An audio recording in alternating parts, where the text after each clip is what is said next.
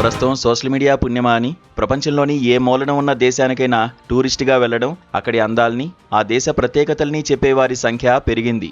దీంతో చాలా మంది అక్కడ పర్యటించాలని అనుకుంటుంటారు. అయితే దక్షిణాఫ్రికాలోని అతి చిన్న దేశమైన ఎస్వతిని గురించి తెలిస్తే మాత్రం వెన్నులో వణుకు పుట్టాల్సిందే. ఎందుకంటే ఎస్వతిని దేశంలోని 15 ఏళ్ల నుంచి 49 ఏళ్ల వయసులో ఉన్న ప్రతి నలుగురిలో ఒకరికి HIV పాజిటివ్ ఉన్నట్లు పలు నివేదికలు వెల్లడించాయి. ఈ దేశంలో మొత్తం జనాభా దాదాపు 12 లక్షలు. వీరిలో దాదాపు 3 లక్షల మంది, అంటే ప్రతి నలుగురిలో ఒకరు HIV సోకిన వారు ఉన్నారట. ఏటా దాదాపు 7,000 మంది ఈ మహమ్మారి బారిన పడుతున్నారు. 15 నుంచి 49 ఏళ్ల మధ్య వయసున్న వారు HIV బారిన పడుతున్న దేశాల్లో ఎస్వతిని ప్రపంచంలోనే మొదటి స్థానంలో నిలుస్తోంది. దేశ జనాభాలో దాదాపు 60% మంది దారిద్ర్య రేఖకు దిగువన నివసిస్తున్నారు. పేదరికంతో కొట్టుమిట్టాడుతున్న ఈ దేశస్థులు పొరుగున ఉన్న దక్షిణాఫ్రికా గనుల్లో కూలీ పనులకు వెళ్తారు. అక్కడ గనుల యజమానులు ఎస్వతిని మహిళలతో శృంగార వాంఛలు తీర్చుకునేవారు. అలా వీరికి ఈ మహమ్మారి అంటుకుందని పలు నివేదికలు పేర్కొన్నాయి.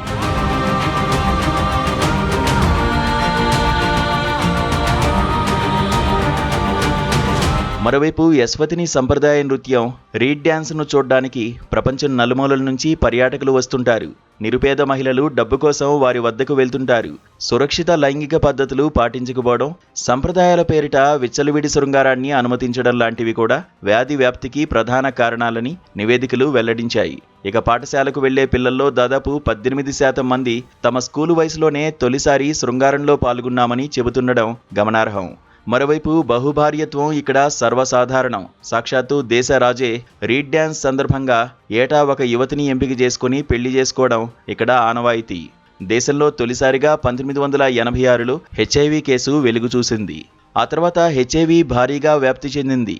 అయితే HIV వ్యాప్తి నివారణలో కీలక పాత్ర పోషించే లెనాకాపవిర్ కొరత దేశాన్ని పట్టిపీడిస్తోంది.